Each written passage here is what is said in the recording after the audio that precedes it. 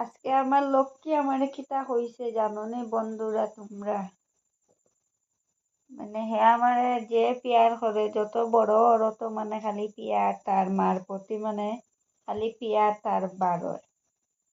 আজকে তার স্কুল থেকে আনছি, মানে দুপুরে স্কুল থেকে আনার পরে আমি আর এই এক বাকেট কাপড় ভিজাইয়া গেছি।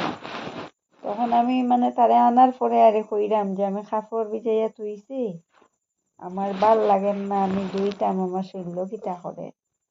আমারে উঠিয়া কইছে যে মা তুমি কতক্ষণ ঘুমাই যাও, তো তুমি আরাম পাইবাই, পরে উঠিয়া তোমার কাম করবাই। আমি কইছি না নি তুমি ঘুমাইতাই, ওখন তুমি কাপড় ধুইও না।